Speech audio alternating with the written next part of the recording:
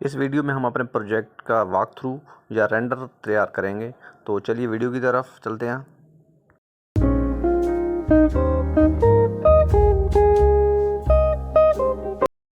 इस वीडियो में हम अपने जो 3D मॉडल है उसकी रेंडरिंग करेंगे कि किस तरह आप अपने रेविट में अपने 3D जो भी आपने मॉडल तैयार किया उसकी रेंडरिंग आप किस तरह कर सकते हैं। तो इसके लिए सबसे पहले हम अपने व्यू में जाते हैं और वहाँ से वॉक थ्रू लेते हैं। वॉक थ्रू लेने के बाद अपना कुछ पैसेज इस तरह से जो हमारा वॉक है वो सेट करते हैं कैमरास की मदद से, क्योंकि ये हमारे कैमराज होते हैं। तो प्रोजेक्ट को आपने सेव नहीं किया तो प्रोजेक्ट को सेव कर लें और इस तरह वॉक थ्रू एडिट पे क्लिक करके अपने जो भी कैमरे आपने लगाए हैं उनको बैक ले जाएं और बैक ले जाने के बाद इस कैमरास की सेटिंग कर दें कुछ इस तरह। जो आपका प्लान है, आपके प्लान पे आपका कैमरे का व्यू होना चाहिए। इस तरह आप जो फ्रेम पे आपने कैमरास लगाए हैं तो नेक्स्ट की फ्रेम करके आप अपने कैमरे की सेटिंग करते जाएं। इस तरह आप तमाम जितने भी आपने पॉइंट्स कैमरास जहाँ जहाँ पे लगाए हैं उसकी तरह सेटिंग कर दें अपने मॉडल पे, ताकि वो आपके मॉडल को कवर कर सके हर तरफ से।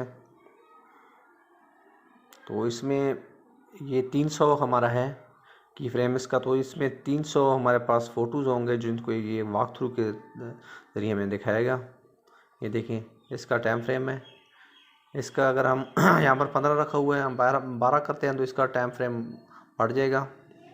ये देखें, तो अभी मैं इसको 25 करता हूँ क्योंकि मुझे थोड़ा सा टाइम चाहिए इसके लिए।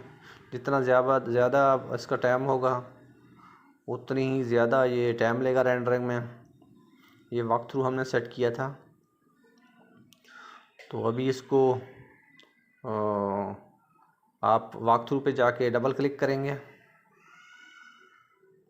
एडिट वॉक थ्रू पे भी जा सकते हैं और यहाँ से इसको बैक करें। बैक करने के बाद वॉक थ्रू पे डबल क्लिक करें। सिंगल क्लिक से आपका ये नहीं होगा तो आपने मेक श्योर करना डबल क्लिक करनी है। तो इस तरह का आपके पास वो इंटरफेस आएगा।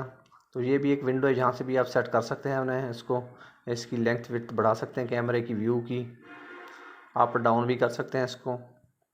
तो यहाँ से हम सेटिंग जो भी अगर करना चाहें तो कर लें। उसके बाद एडिट में जाएं, वॉक थ्रू एडिट में जाएं, यहाँ से प्ले करते हैं। प्ले करने के बाद कुछ इस तरह हमारे जो वॉक थ्रू है, जो रेंडरिंग हम कर रहे हैं वो कुछ इस तरह से नज़र आती है हमें।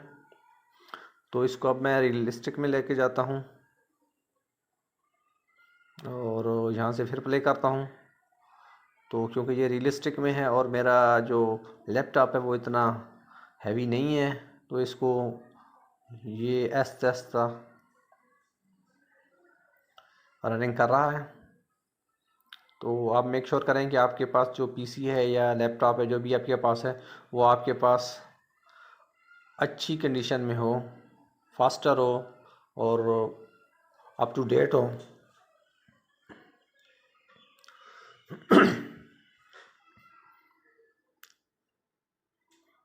तो इस तरीके से ये देखिए इसकी रेंडरिंग हो रही है।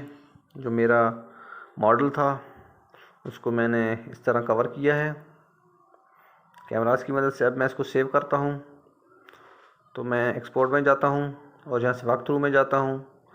तो यहाँ पे आप इसकी सेटिंग जो है डिजिटल कर सकते हैं। यहाँ इसका मैं ये रख देता हूँ 1000, आप 2000 भी रख सकते हैं। तो आपकी मर्ज़ी है। यहाँ से डेट अगर रखनी है तो चेक मार्क कर दें, ओके कर दें और जो भी जिस नाम से भी सेव करनी है फाइल, जहाँ पर सेव करनी है तो उसको सेव करें और ओके प्रेस कर दें। तो ये देखें ये इस तरह ये एक्सपोर्ट होना शुरू हो गया है। तो क्योंकि ये कुछ टाइम लेगा, मेरा लैपटॉप इतना मॉडरेट नहीं है, इतना अप टू डेट नहीं है, तो ये थोड़ा टाइम लेगा।